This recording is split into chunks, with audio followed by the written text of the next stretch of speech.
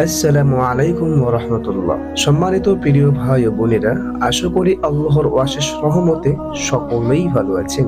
প্রিয় ভাই ও বোনেরা, পবিত্র ঈদ উল ফিতর আমাদের মাঝে আগত। আর ঈদ মানে হচ্ছে খুশি, যা মূলত আমরা উদযাপন করতে যাচ্ছি। আজকের আনন্দ প্রকাশ করবে তারা যাদের ক্ষমা হবে, আর ক্ষমা তাদের হবে যারা ক্ষমা পাবার কাজ করেছে, যারা টানা একটি মাস রোজা রেখেছে, তারাবি নামাজ পড়েছে, কোরআন তেলাওয়াত করেছে, জিকির তাসবিহ তাহলিলের মাধ্যমে রমজান মাসটি কাটিয়েছে। আর যারা তা করেনি, আজকে তাদের ক্ষমার দিন নয়, তাদের জন্য ধ্বংস অপেক্ষা করছে। এ ব্যাপারে একটি হাদিস বর্ণিত আছে।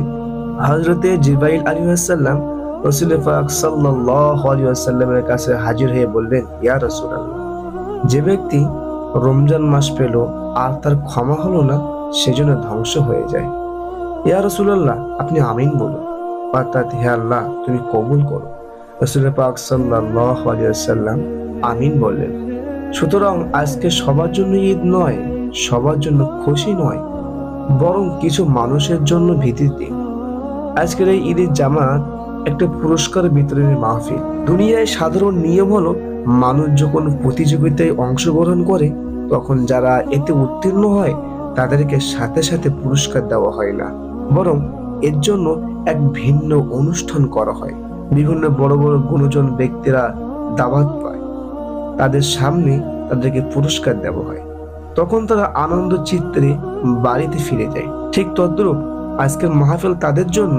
দীর্ঘ একটি মাস সিয়াম সাধনা করেছে, নেক আমলের প্রতিযোগিতা করেছে, দীর্ঘ কষ্ট স্বীকার করেছে, তাদের জন্য আজ এই ঈদের আয়োজন, তাদের জন্য আজ এই খুশির দিন। আজকে আমাদের জামা কাপড়, পোশাক পরিচ্ছদ যেমন পরিষ্কার পরিচ্ছন্ন, ঠিক তদ্রূপ রোজাদারের হৃদয় ও অন্তরাত্মা সমস্ত গুনাহ থেকে পবিত্র ও শুদ্ধ হয়ে গেছে। আল্লাহ তাআলা ইরশাদ করেন, قد أفلح من تزكى وذكر اسم ربه فصلى। সফলকাম সেই ব্যক্তি যে তার অন্তরাত্মাকে শুদ্ধ করেছে এবং তার পালনকর্তার নাম উচ্চারণ করেছে, নামাজ পড়েছে। সূরা আলা 14 থেকে 15 নম্বর আয়াত।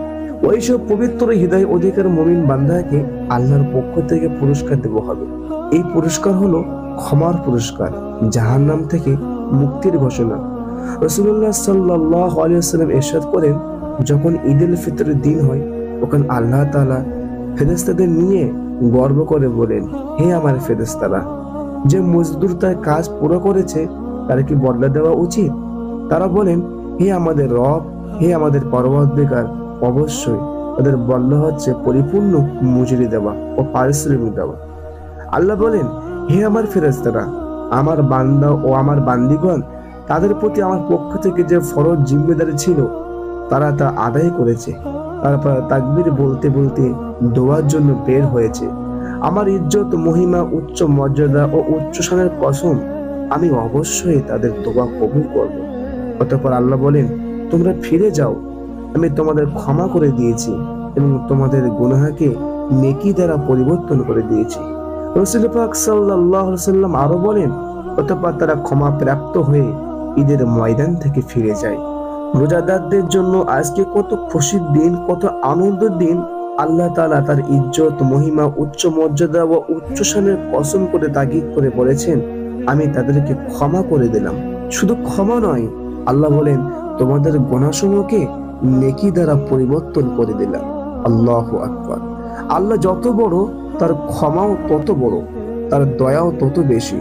মোট কথা, আজকের এই দিনটিতে আল্লাহ তাআলা রোজাদার বান্দা বান্দীদেরকে বড় ইজ্জত দেন। হাদিসে আছে, ঈদ উল ফিতরের দিন রোজাদারদের সুসংবাদ দেওয়ার জন্য ঈদগাহে তাদের অভ্যর্থনা জানানোর জন্য রাস্তার মোড়ে মোড়ে অসংখ্য ফেরেশতা দাঁড়িয়ে থাকেন আর বলেন, হে মুহাম্মদ সাল্লাল্লাহু আলাইহি ওয়াসাল্লামের উম্মতেরা, তোমরা পরম দয়ালু আল্লাহর সান্নিধ্যে চলো, তিনি অপরিসীম দাতা ও ক্ষমাশীল। প্রিয় ভাই ও বোনেরা, মূলত ঈদ উল ফিতর আনন্দ তাদের জন্য যারা দীর্ঘ একটি মাস সিয়াম সাধনা করেছে, রোজা পালন করেছে, আল্লাহর হুকুম আহকাম মেনে চলেছে, তাদের জন্য মূলত আজ খুশির দিন। যারা রোজা আদায় করতে পারেনি ইচ্ছাকৃতভাবে, তাদের জন্য খুশির দিন নয়। আল্লাহ তাআলা আমাদের সকলকে হেদায়েত নসিব করুন।